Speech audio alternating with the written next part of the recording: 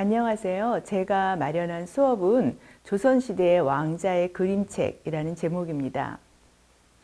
우리가 이 시간에 주로 볼 책은 지금 보시는 이 세 권의 책인데요.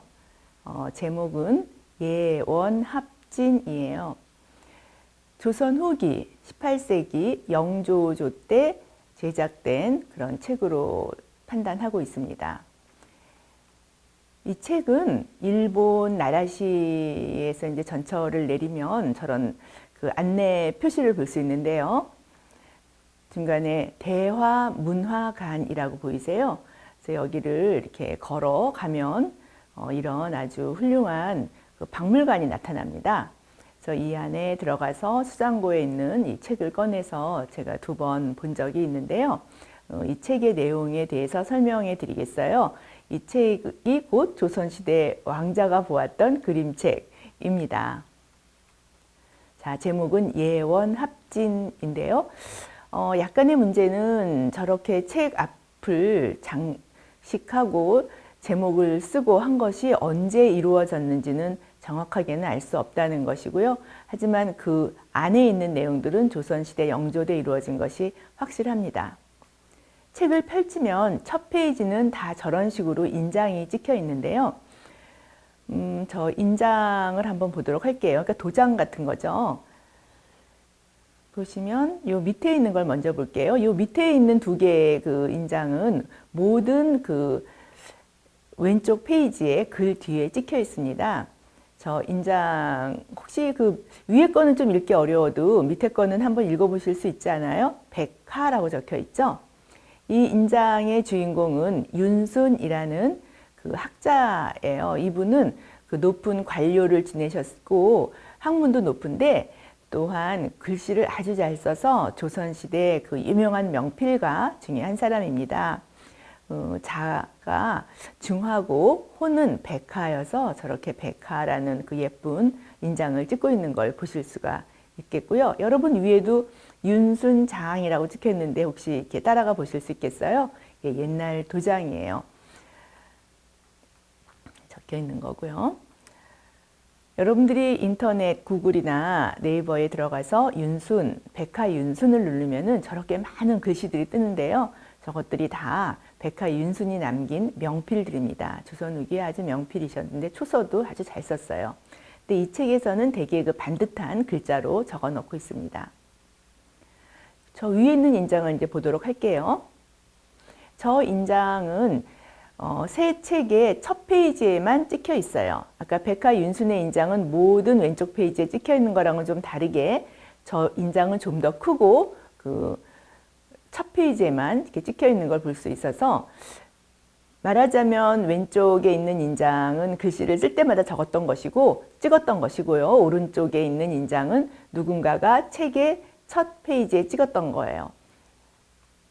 자, 이 책이 3권이니까 각 첫 페이지에 찍힌 인장을 다 사진을 찍어서 비교를 해보면은 같은 인장을 찍은 것을 확인할 수 있습니다.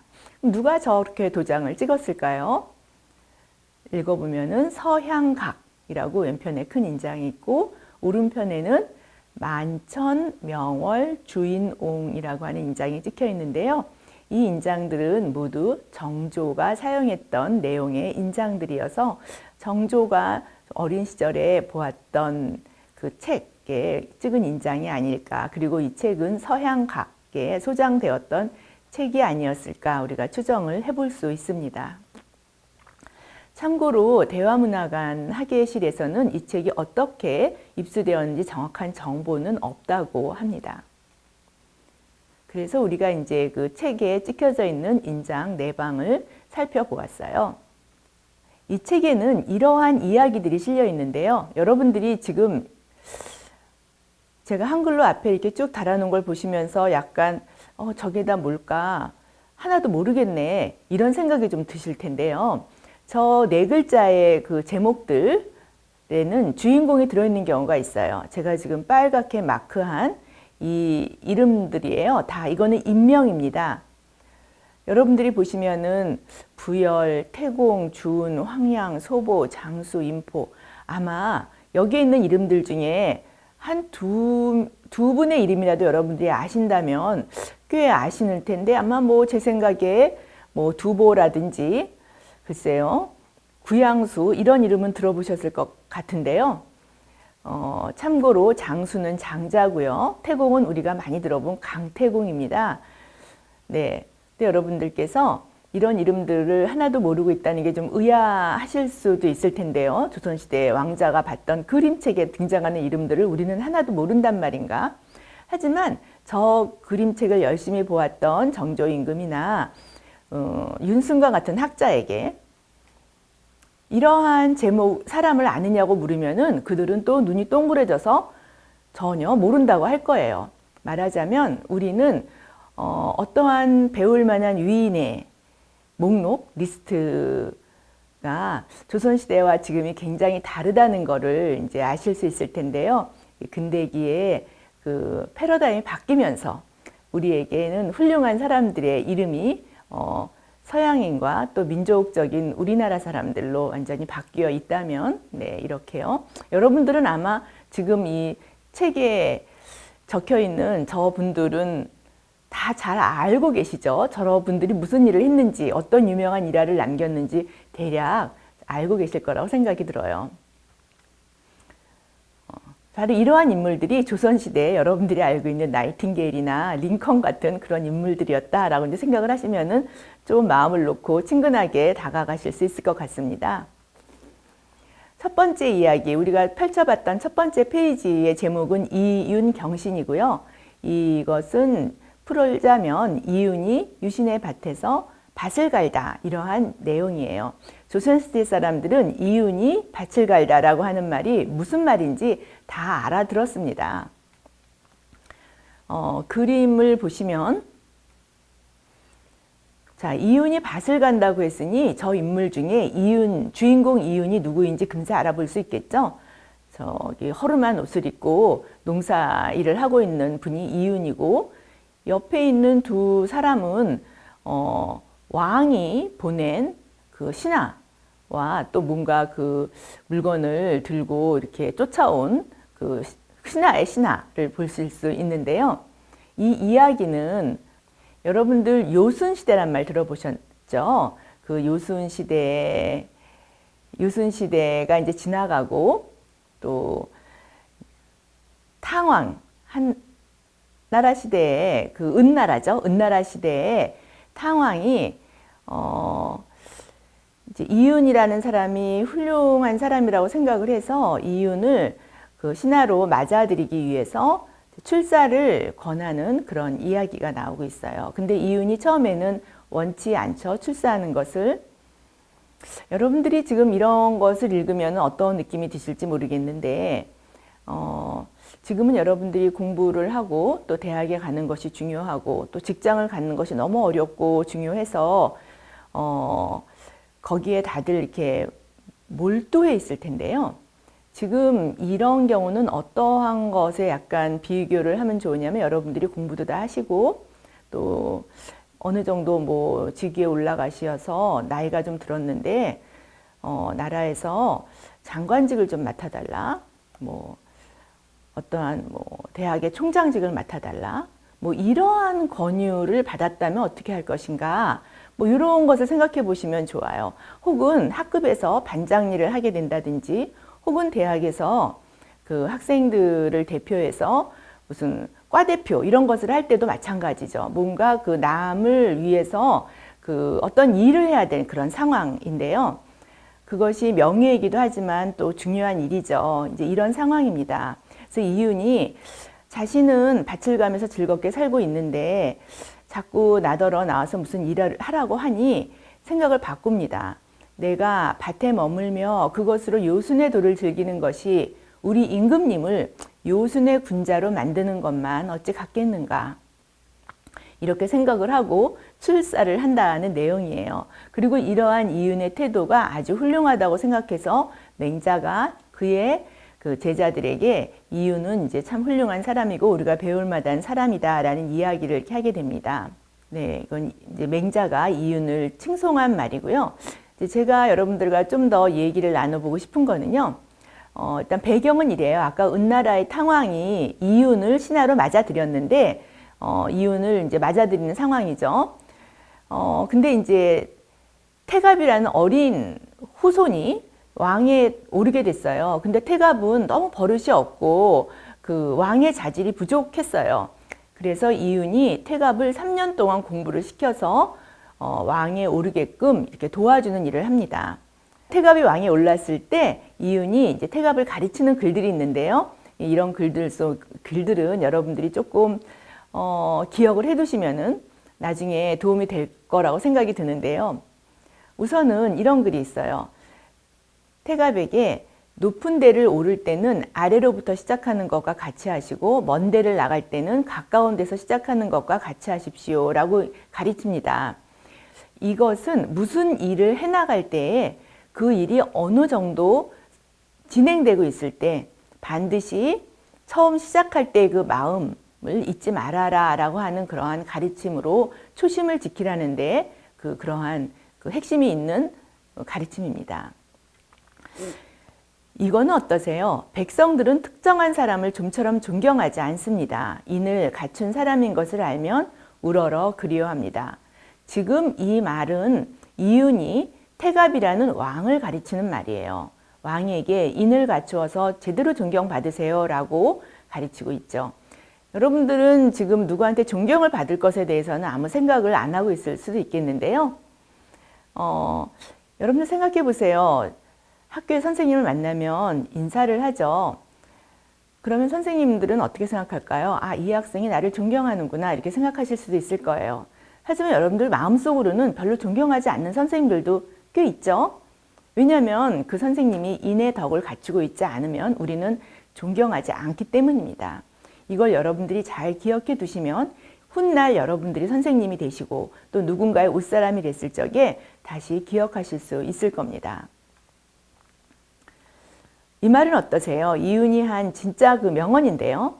누군가의 어떤 말이 당신의 마음에 거슬리거든 그 말이 도에 맞는가 생각하시고 누군가의 어떤 말이 당신의 마음에 들거든 반드시 그 말이 도에 맞지 않을까를 생각하십시오 라는 가르침입니다. 이 가르침도 역시 왕에게 올리는 가르침인데요. 사실 이거는 아주 일상에서도 통하는 가르침이에요. 여러분들도 누군가가 여러분들한테 무언가를 잘못한다라고 지적을 하면은 일단 기분이 나빠서 그 사람에 대해서 나쁜 감정을 가질 수도 있는데요.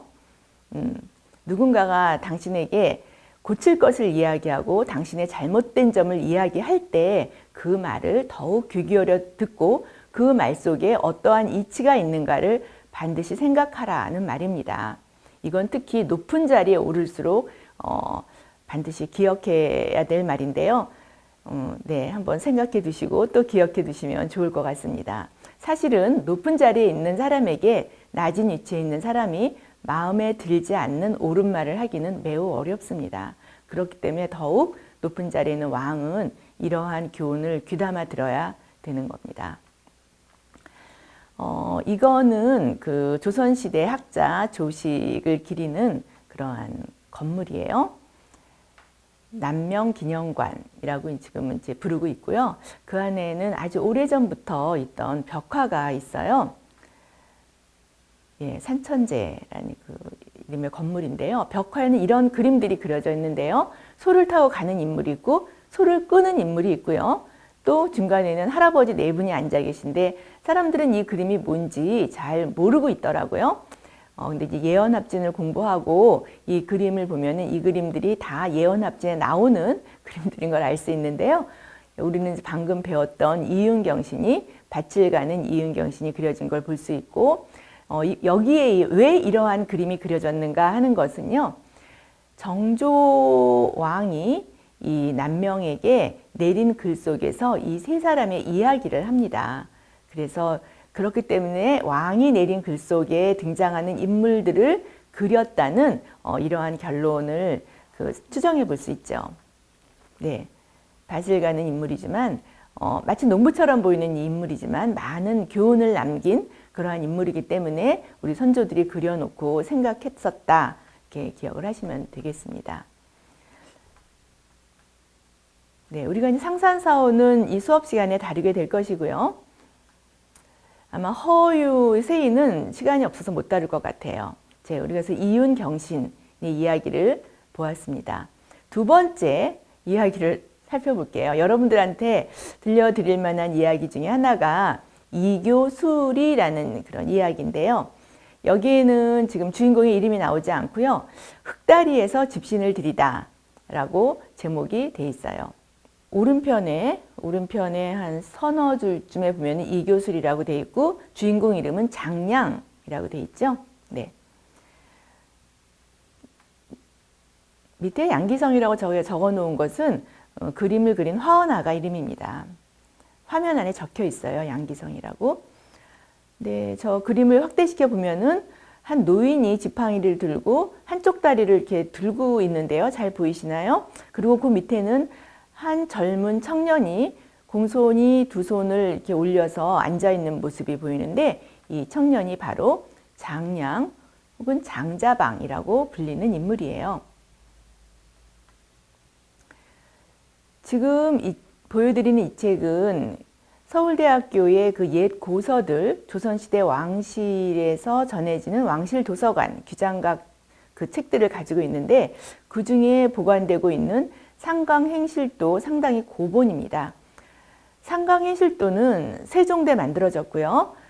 상강행실도에는 충신과 연려와 효자가 이렇게 실려 있는데 지금 이 책은 충신만 모아놓은 책인데요. 이 책을 펼쳐보면은 그 한 페이지에 장량을 만나볼 수 있어요. 충신으로서의 장량이 이 책에 실려 있어요.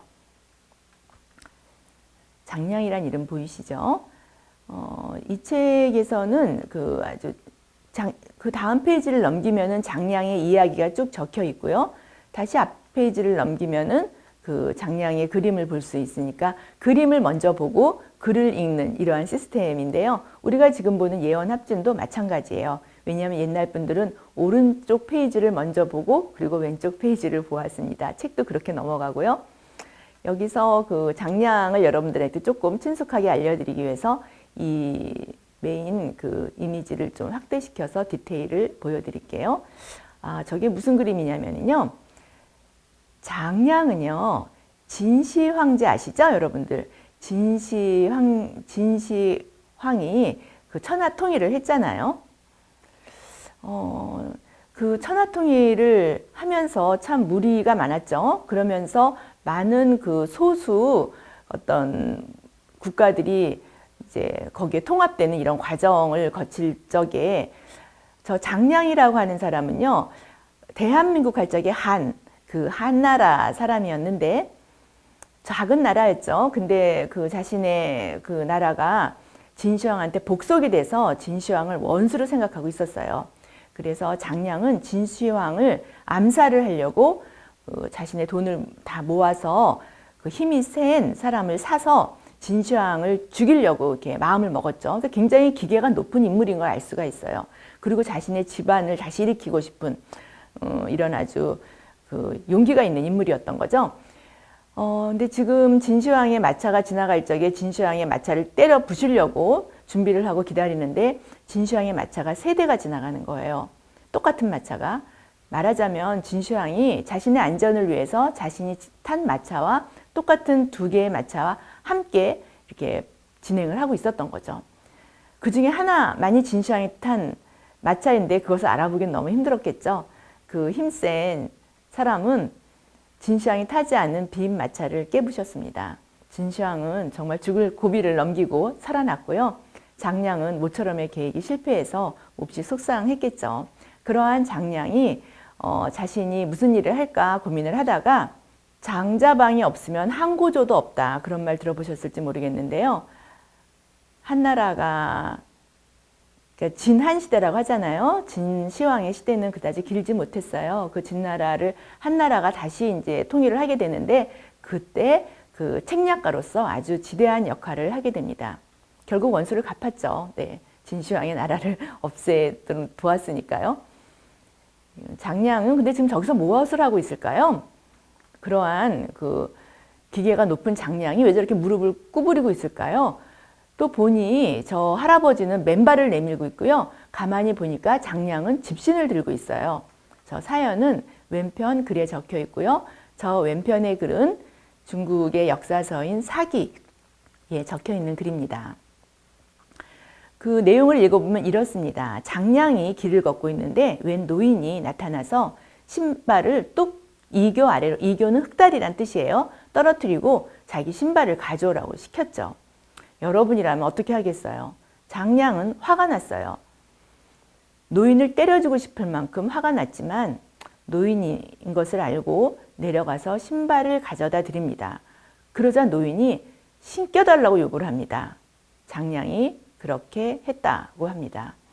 지금 이제 이 내용에서 상당히 좀 어떻게 느껴지세요? 장량이 일단 마음을 먹고 노인에게 신발을 가져다 주기로 했기 때문에 노인이 신발을 신겨달라고 했을 적에 끝까지 참고 있는 모습이 참으로 인상적이지 않나요? 그러자 노인이 말합니다. 노인은 알았겠죠. 장량이 얼마나 화가 나 있었는지. 하지만 그것을 참고 자신에게 신발을 신겨주는 것을 보고 장량을 인정합니다. 너 참 괜찮은 사람이구나. 내가 너에게 무엇을 줄 테니 닷새 뒤에 여기서 만나자. 새벽에 만나자. 이렇게 얘기를 해요. 장량이 그때는 조금 노인에 대해 다른 판단을 하게 되겠죠. 아, 특별한 사람이구나. 그래, 한번 만나보자. 그래서 갔어요. 그래서 노인이 먼저 와서 화를 내면서 너 왜 노인하고 약속하고 늦게 오니? 라고 야단을 칩니다. 그리고 닷새 후에 다시 만나자고 합니다. 여러분 같으면 어떻게 했어요? 장량은 닭이 울 때 갔습니다. 그런데도 노인이 벌써 와 있는 거예요. 여러분들 닭이 울 때는 한 새벽 5시, 6시쯤 이렇게 될 텐데, 네. 장량이 그 다음에는 아예 그 전날 밤중에 갑니다. 닭이 울기 전에 깜깜할 때 노인은 이미 나와 있었고 기뻐하면서 책을 줍니다. 이것을 익혀서 왕을 위한 스승, 왕의 스승이 되거라 라고 하고 장량은 실제로 그렇게 되어서 항고조가 중국을 다시 통일하는데 아주 혁혁한 공을 세우게 됩니다. 이게 그 윤순이 쓴 사기의 원문인데요. 진짜 사기의 원문을 비교를 해보면요. 이렇게 빨간 글씨가 빠져 있어요. 제가 이것을 보여드리는 이유는요. 이거예요. 여러분들이 글을 쓰실 때 그 글을 3분의 1로 줄이고 싶으면 여러분들 글 중에서 몇 문장을 지우면 그것이 3분의 1로 줄어들 수 있는 글을 쓰는 게 좋다라는 뜻이에요. 명문은 그게 가능합니다. 무슨 말이냐면 글이라고 하는 거는 이렇게 건축물과 같은 것이어서 주제 문장이 있고 덧붙여지는 문장이 있고 설명하는 부분이 있고 이러한 구조를 잘 생각하면서 글을 쓰면은 글을 줄일 때 예문을 빼고 설명 부분을 빼고 주제만 남기면은 한 문장으로도 줄일 수 있다는 거죠. 그러한 구조가 글 속에 있는 것이 좋은 글이다. 이런 뜻이에요. 좋은 글은 글자를 바꾸지 않고 줄여나갈 수 있는 글이라는 뜻입니다. 한번 생각해 보시고 적용해 보세요. 이 그림은 조선 후기 정선이 그린 야수 소서도인데요. 이 장면은 좀 흥미롭게도 그 밤에 책을 받고 있는 장면을 그렸습니다. 사실 이제 신발을 올리는 장면이 더 묘미가 있죠. 그래서인지 우리가 19세기 말 20세기 초에 그려진 병풍 그림들, 아마 여러분들 집에는 이런 병풍이 이제는 없을 거예요. 병풍이 언제 없어졌냐면 아파트 문화로 바뀌면서 집집마다 있던 그런 병풍들이 다 이제 쓰레기장으로 가는 그러한 일이 벌어졌었는데 그게 아마 1970년대, 80년대쯤 됩니다. 그 전에 집집마다 있던 병풍에 보면은 병풍의 인물 병풍들이 있거든요. 그 중에 빠지지 않는 것이 바로 이러한 그 흙교 위에서 장량이 그 노인에게 신발을 바치는 이런 그림이에요. 네, 이 글은 지금 김홍도 그림으로 전해지면서 국립중앙박물관에 있는 병풍 중에 하나고요. 위에는 달이 떠 있죠. 네, 이런 식으로 좀 우스꽝스럽게 그려지기도 하는데요. 이게 다 그 병풍의 한 면입니다. 그래서 우리 선조들이 저 장면을 참 좋아했고 저 에피소드를 그림에 그려놓고 병풍을 펼쳐놓고 집안의 자녀분들이 배우기를 원했고 왕실에서는 나라를 다스릴 왕자가 저 그림을 보면서 장량의 기계 그리고 무릎 꿇고 신발을 드리는 저 장량의 그 진정한 자존심에 대해서 아마 배우지 않았을까 이렇게 생각이 드니까요. 여러분들도 보시면서 장량이 화가 났지만 노인 앞에 무릎 꿇고 앉아서 신발을 받친 저러한 태도에 대해서 다시 한번 생각해 보시고 결국 저러한 태도를 통해서 그 나라의 큰 일을 이룬 인물이라는 것을 생각해 보시면 좋을 것 같아요. 네, 굉장히 많이 그려졌습니다. 찾아보면 병풍의 몇몇마다 빠지지 않는 것이 장량과 저 노인의 그림이에요. 확대해 보시면은 여러분들이 옛날 그림이 어려울 것 같지만 이야기를 알고 보면은 쉽게 그 이야기를 찾아낼 수 있어요. 거기에는 이제 저러한 시가 적혀 있었거든요. 저 그림 위에는요. 저 위에 방랑사의 이야기가 아까 그 장량이 샀던 그 힘센 역사의 이야기고요. 밑에는 그 노인에게 신발을 바치는 이야기 이런 것들이 시로 이렇게 적혀 있어요. 사실은 우리가 이 그림과 내용을 모른다면 저 시를 다 읽어도 무슨 뜻인지 하나도 모르지만 옛날 분들은 저 이야기를 잘 알고 있었기 때문에 저러한 시를 보면은 저 시가 무엇을 이야기하는지 잘 알아들었습니다. 이 그림은 워낙 유명해서 절에가도 그려져 있고 또 아까처럼 산천제에도 그려져 있고 이렇게 절에 그려져 있는 여기 맨 왼쪽에 있는 저기 보면 장량이라고 적혀져 있죠. 절에 이제 불공을 드리러 간 사람들도 저 그림을 보면서 또 즐거워하고 네, 이랬던 것을 상상을 해볼 수가 있어요. 사실은 저 신발을 신겨달라고 하는 노인이 너무 특이하죠. 저런 노인을 만날 수 있으면 얼마나 좋겠어요. 저 노인은 신선이었다라는 이야기가 또 중국에서는 따로 전해지고 있습니다. 저 이야기 자체가 만들어진 이야기일 가능성도 있죠.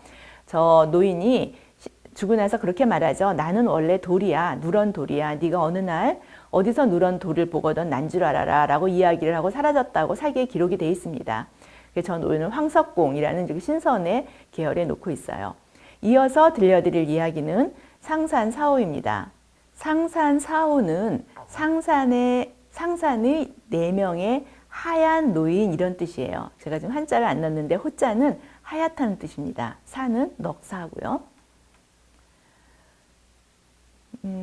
상산사호 이야기는 여러분들이 지금 아까 보신 이교수리 밑에 사호위기로 표시된 그 제목입니다.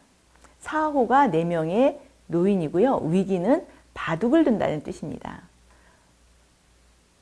네, 책에는 펼쳐보면 이렇게 돼 있어요. 오른편에는 4명의 노인이 바둑을 두고 있고요. 제목이 사호위기라고 적혀 있고요.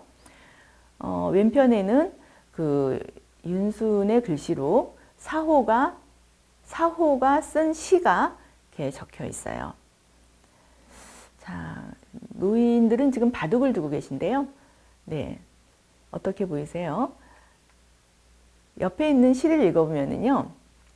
이 시는 아주 유명한 사호의 시인데요. 제목은 붉은 버섯이라는 그 붉은 버섯, 붉은 영지라고 지금 여러분들 보이시죠? 시 두 번째 행에 네, 그 제목이 그렇습니다. 붉은 영지 노래라는 제목이에요. 사연은 이래요. 이 4분의 노인이 바둑을 이제 상산에서 두고 계시는데요. 아까 우리 금세 장량의 이야기 봤죠? 한고조가 중국을 다시 통일하고 장량은 그 밑에서 아주 최고의 책략가였어요. 한고조가 한나라를 세우는 데 있어서. 한고조가 이제 황제가 됐죠. 한나라의 황제가 돼서 황태자도 세웠어요. 자신의 처자들이 황태자죠. 다음 이제 왕이 되어야 되는데 한고조가 두 번째 부인을 엄청 사랑했어요.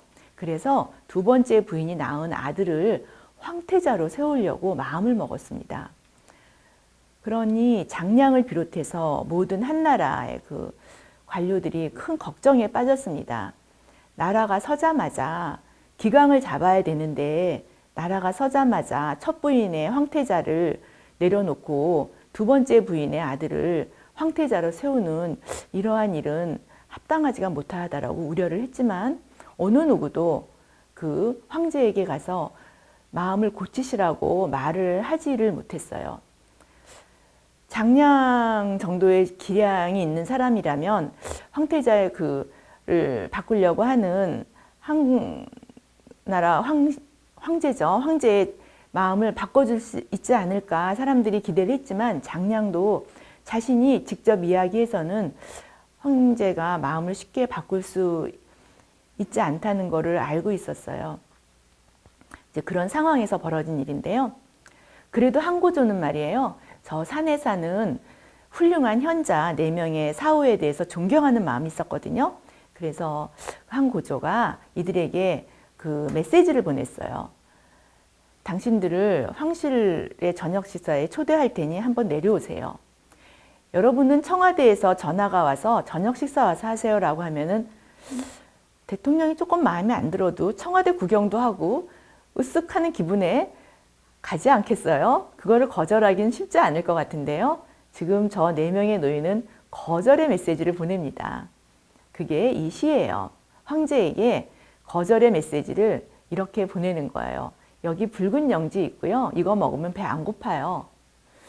나는 뭔가 부귀한 그러한 뭐 벼슬이나 재물을 받아서 다른 사람을 힘들게 하느니 그냥 빈천하게 살면서도 내 뜻대로 멋대로 살고 싶습니다. 이러한 그 답신을 보냅니다. 황제가 기분이 좋았을까요? 좀 무서웠겠죠? 저 노인들은 어떤 분이시길래 나의 요청에도 거절했을까? 훌륭하긴 훌륭한 분들인가 보다. 하지만 오지 않으니 어쩌겠어요? 네, 이러한 상황 속에서 항고조는 황태자를 바꾸려고 하고 있었죠. 상산사호는 항고조가 불렀을 때 내려오지 않았지만 이거는 이제 제가 사호를 그린 많은 병풍 그림들을 지금 보여드리고 있는데요. 아까 이교수리의 장량 그림과 함께 이 상산사호의 그림도 아주 많이 그려졌고 사람들이 우리나라 선조들이 아주 좋아했던 4분의 노인이에요. 이 노인들에게 장량이 SOS를 칩니다. 한번 내려와 주십시오. 지금 황제의 마음을 바꿔야 됩니다. 라고 이렇게 부탁을 하죠. 이 부탁을 받은 4명의 노인은 도포자락을 휘날리면서 산에서 내려옵니다. 내려와서 어디로 가냐면 황태자가 계신 곳에 가서 인사를 드리고 올라가죠. 한 고조가 자신이 오라고 해도 오지 않은 4명의 현인이 황태자에게 가서 문안을 하는 것을 보고 한 고조 마음이 그 자리에서 바뀌었습니다. 내가 황태자를 바꾸면 안 되겠구나. 장량의 기량이 어느 정도인지 알 수 있겠죠. 그래서 후대의 어느 조선시대 학자는 상산사호가 정말 있었던 것일까? 장량의 꾀속에서 나온 인물은 아니었을까? 뭐 이런 생각까지 이렇게 하게 하는데 아무튼 상당한 그 일을 하게 되는 거죠. 이런 이야기들 속에서 이런 중국의 이야기들 속에서요. 뭔가 선악을 구분하기는 상당히 어렵죠. 여러분들께서 뭔가 그 중국인들이 제시했던 지혜 그리고 조선시대의 그것의 어떤 특별한 일면을 배우고자 했던 역사적인 전통을 한번 살펴보시면 좋을 것 같아요. 네, 그래서 상산사호는 아주 그 훌륭한 원로들로서 사람들에게 사랑을 받았습니다. 중국인들에게도 마찬가지고 한국의 많은 사람들이 조선시대에는 상산사호를 마치 우리나라 산에 있는 뭔가 훌륭한 할아버지들처럼 생각하면서 그림으로 그리고 여러분들 잘 아는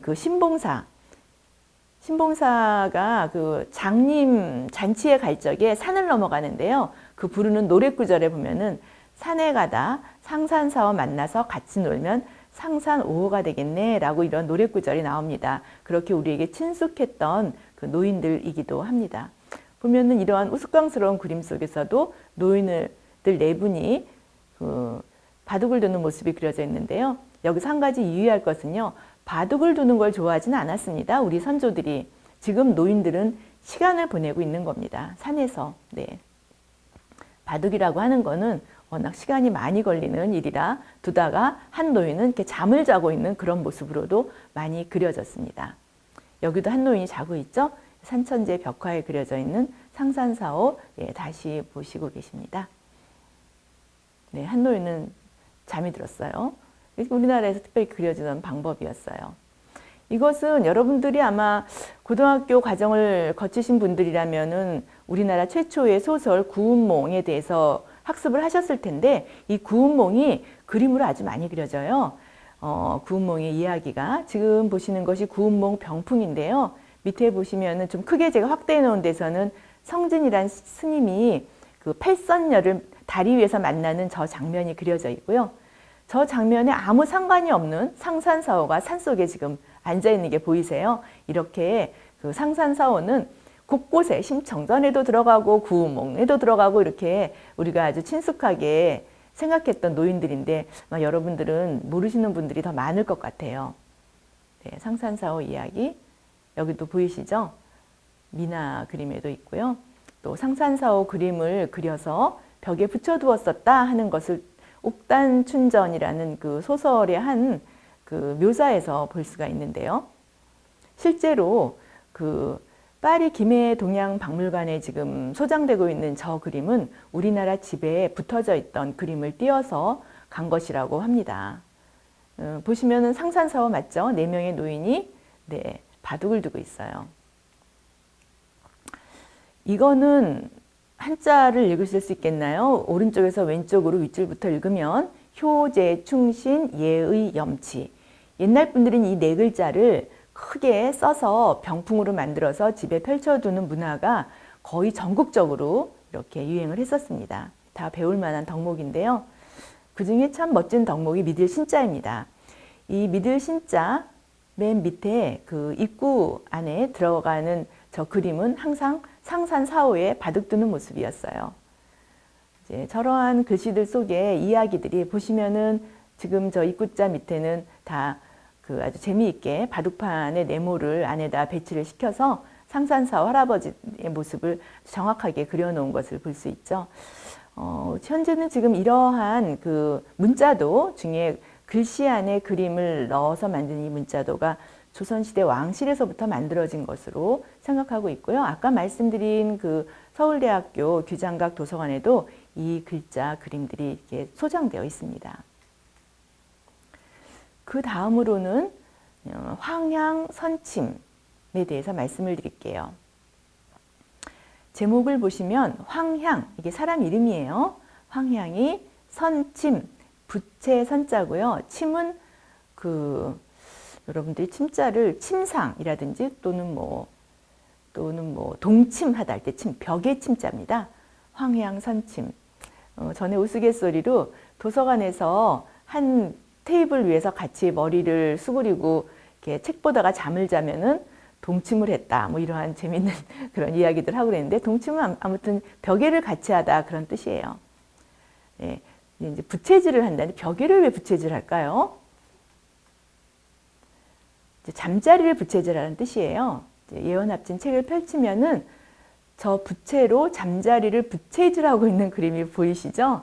네, 제목을 이해를 하고 그림을 보면 뭔가 진짜 부채로 뭔가를 하고 있는 모습이 보이는데요. 저 글의 내용을 이제 읽어봐야지 사연을 알 수 있겠죠. 네, 옆에 보면 어른은 가만히 서 계시고 약간 그 아이가 부채질을 하고 있는 걸 볼 수가 있어요. 효제, 충신, 예의, 염치라는 이 굉장히 유행했던 문자도의 또 다른 스타일인데요. 여기는 그 획 자체를 또 그림으로 만들었어요. 그래서 효자는 아주 수도 없이 이렇게 그려졌었는데요. 이게 한 20세기 초까지, 20세기 중반까지도 그 상당히 유행을 하고 계속 제작이 됐던 그러한 문자도 병풍입니다. 그 중에 효자는 이렇게 생겼어요. 이게 이제 효도할 때 효자인데요. 제가 밑에 빨간 그 글씨로 이렇게 넣어놨는데요. 맞아요? 네. 맞춰지죠? 근데 이제 이 하나는 잉어, 하나는 죽순, 하나는 부채, 또 하나는 검은고 이렇게 들어가 있어요. 그 중에 이제 저 부채가 황향의 부채입니다. 예. 효자를 그린 문자도를 보면은 부채가 아주 또렷하게 다양하게 그려져 있는 것을 볼 수가 있어요. 이거는 황향의 부채예요. 네. 지금 보시는 저 그림은요. 맨 마지막에 오룡행실도에서 제가 오려온 건데요. 이게 조선시대에 왕실에서 제작한 대국민 도덕교과서였습니다. 대국민 도덕교과서이자 그림책이었던 거죠. 이거야말로 정말 판화로 찍어서 수도 없이 찍혔던 그런 도덕교과서. 네. 세종대 상강행실도 임난 직후에는요. 세종대 상강행실도에는 아까 우리 장량의 이야기도 들어가 있는 걸 보셔서 기억을 하실 텐데요. 충신, 연려, 효자 세 부류의 그 인물의 샘플들을 역사적 샘플을 제시한 책인데 그 중에 한 80% 이상은 중국인이고요. 약간의 본국, 고려와 조선의 인물들이 거기 포함이 되어 있습니다. 그런데 임진왜란, 병자호란 이런 것을 겪고 난 이후에 왕실에서는 우리나라 인물들로만 채운 그러한 동국 상강행실도를 만들어서 그 전쟁 중에 가족을 지키다가 죽은 많은 우리의 그 백성들을 위로하는 그런 책을 만들었습니다. 그 다음에 정조 때 또 오륜행실도를 만드는데요. 정조 때 만들어진 오륜행실도는 세종대 만들어진 삼강행실도에다가 이륜행실도를 더해서 만든 그런 오륜입니다. 네. 그 중에 이제 효자의 덕목은 빠지지 않고 들어가게 되는데 그 효자의 덕목 중에 오륜행실도에 실린 황향 선침의 그림이고요. 거기에 그 이야기는 이렇게 적혀 있습니다. 황향이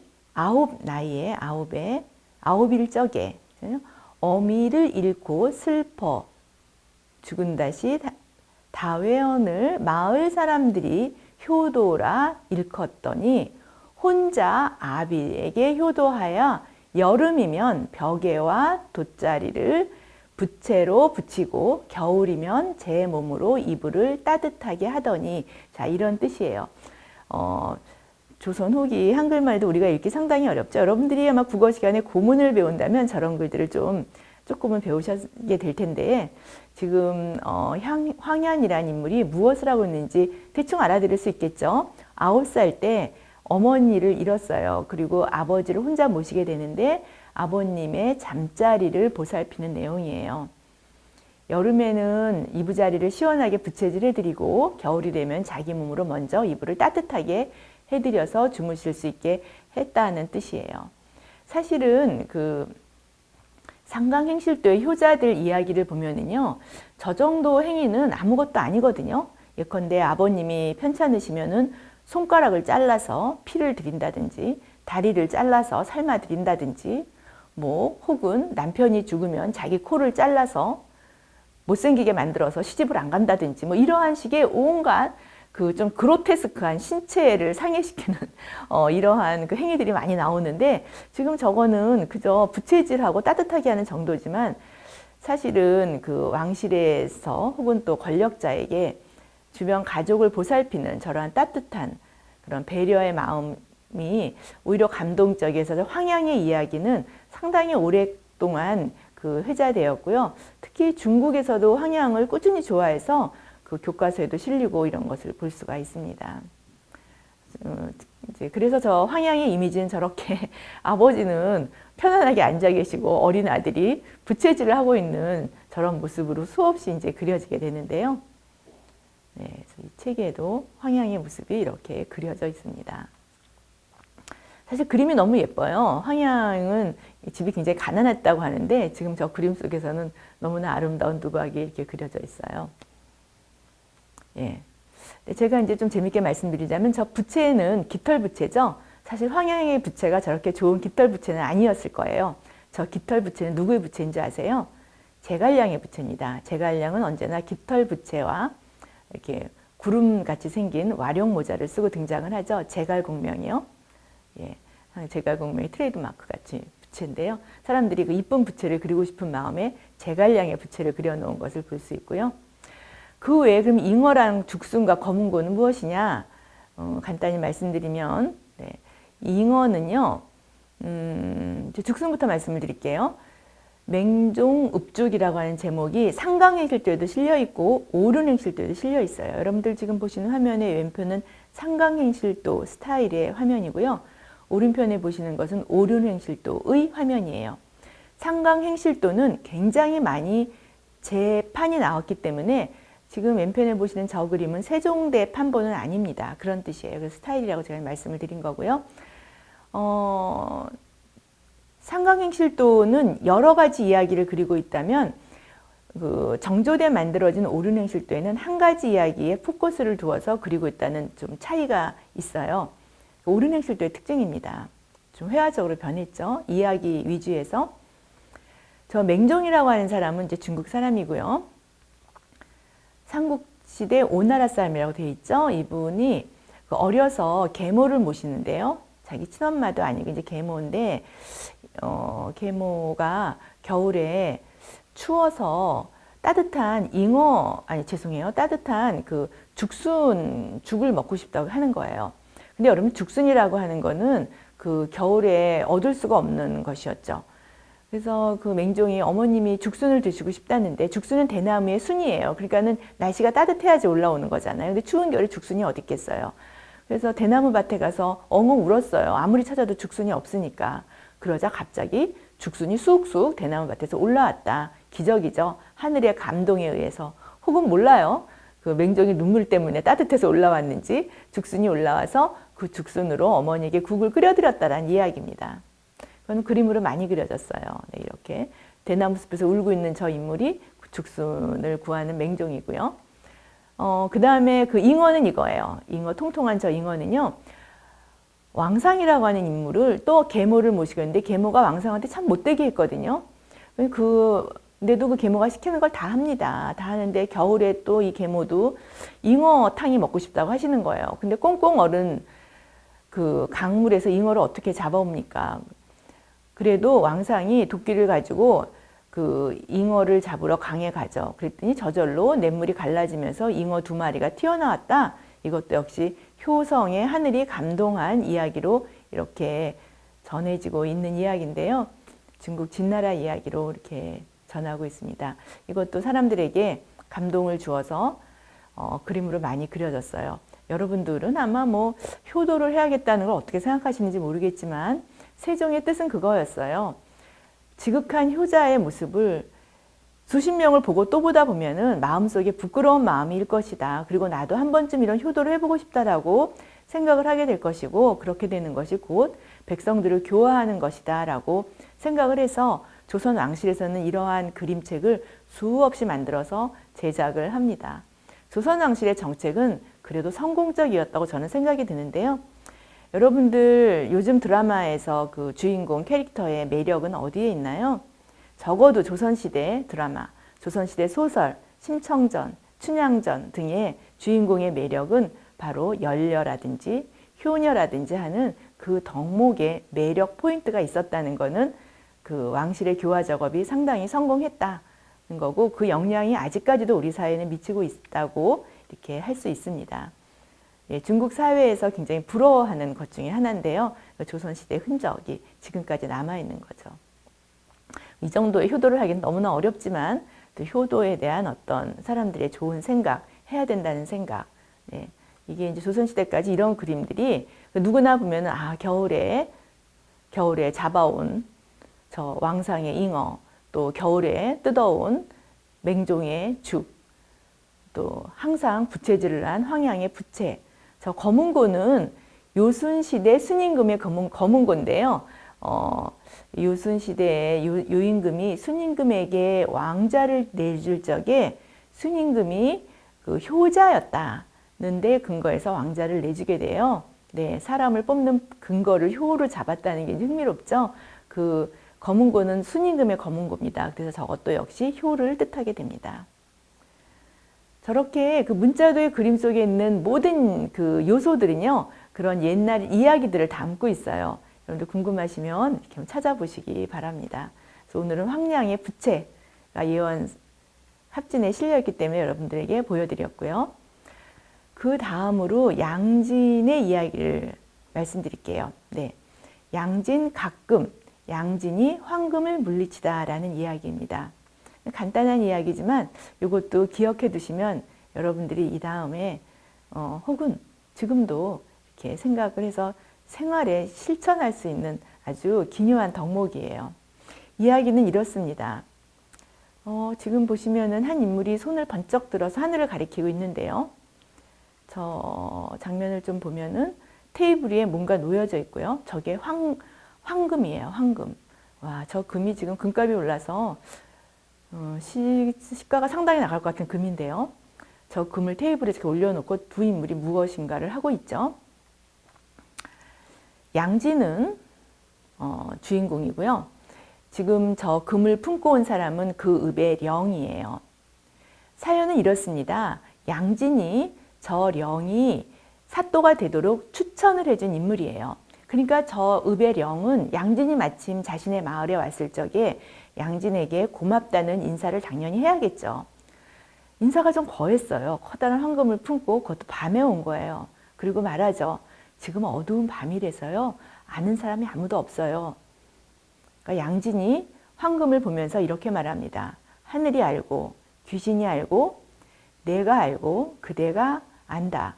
어찌 아무도 모른다고 이야기하느냐 라고 대답을 하자 저 령이 너무나 부끄러운 마음에 황금을 다시 품고 어두운 길로 돌아갔다라는 얘기인데요. 여기서 양진이 한 말을 사지라고 해요. 네. 여러분들도 친구들에게 이건 비밀인데 제가 어떻게 했대 뭐 이런 이야기를 하신 적이 있는지요? 비밀은 없다고 생각을 하시면 돼요. 네, 이미 4명이 알고 있다는 뜻인데요. 하늘과 귀신이 있을까요? 물론 모르죠. 그런데 이제 너와 나는 당연히 있죠. 그리고 너와 나의 이야기가 하늘과 귀신이 사실은 전하고 있다라는 이런 아주 무서운 그런 이야기입니다. 예. 그러면은 여러분들 생각에 저 양진은 부자였나 보지? 황금 하나 안 받아도 살 수 있는 사람이었나 보지? 라고 쉽게 생각할 수 있을지는 모르겠는데요. 양진에 대한 기록을 보면 양진의 아이들은 나물밥을 먹고 다녔다. 고기를 먹지 못했다라고 되어 있고요. 양진의 아들이 사업비를 좀 대달라고 아버지한테 부탁했을 때 양진이 뭐 줄 돈도 없고 주지도 못했지만 아들에게 그렇게 얘기했다고 합니다. 내가 너에게 물려줄 가장 중요한 유산은 청렴한 선비의 아들이다 라는 유산이다 라고 했다고 하는데요. 여러분들도 누군가에게 무엇인가를 줄 적에 그것의 어떤 금액의 가치도 상당히 중요하다고 생각을 할 텐데요. 그보다 더 중요한 것을 줄 수 있다면 더 좋지 않을까요? 네. 사실은 제가 이 이야기를 학생들에게 전할 때 빠뜨리지 않고 해주는 이야기가 소크라테스 이야기예요. 여러분들 소크라테스가 어떻게 죽었는지 다 알고 계시죠? 왜냐하면 학생들은 양진보다는 소크라테스를 더 잘 알고 있더라고요. 네, 소크라테스는 독배를 마시고 감옥에서 죽었어요. 그렇죠? 근데 소크라테스의 독배가 올 적에 소크라테스의 그 제자인 크리토가 소크라테스가 숨어있는 감옥으로 그 잠입해 들어갑니다. 이때 많은 돈을 들여서 죄수들을 다 매수를 하고 그 간수들이죠. 소크라테스에게 가서 얘기를 하죠. 제가 간수들을 다 돈으로 매수를 했습니다. 저랑 빨리 나가십시오. 당신을 죽일 독이 이미 어느 섬에서 출발을 했습니다. 그러니 지금 빨리 나가지 않으면 당신은 고스란히 사형에 처해지게 됩니다. 그리고 바깥에는 당신의 아이들이 있지 않습니까? 저는 당신의 아이들이 먹을 만한 숙소까지 다 해놨고 당신의 제자들은 당신이 살아서 나오는 것이 정당하다고 생각하고 있습니다. 도망칩시다. 라고 했을 적에 소크라테스가 그걸 거절합니다. 그때 거절하는 이유가 소크라테스가 거절하는 이유가 되게 흥미로운데요. 내가 가서 아이들을 교육하는 것보다 내가 이 자리에서 죽음으로써 아이들이 그 떳떳한 아테네의 시민으로 남는 것이 더 중요하다라고 이야기를 하고 자신이 독배를 마시는 것이 정당하다라고 이야기를 하면서 그 제자와 그를 돌려보내는데 그들의 대화가 있어요. 굉장히 누구의 말이 맞느냐라고 하면서 제자는 자신의 말이 맞다고 주장을 하고 소크라테스는 자신의 말이 맞다고 주장을 하고 그리고 결국 제자를 돌려보내는데 지금 어두운 밤 속에서 황금이 아니라 어두운 밤 속에서 생명을 담보로 한 이야기에서도 이 소크라테스가 그것을 물리치는 그런 이야기가 아주 유명합니다. 네, 이렇게 해서 몇 가지 이야기를 보셨는데요. 여러분들 어떠세요? 좀 생소한 사람들이 많이 있었죠? 일단 1차 시는 이걸로 마치고요. 우리가 2차 시에는 여러분들이 좀 더 알 수 있는 인물 그리고 좀 더 비중 있는 인물로 다루어 보도록 하겠습니다.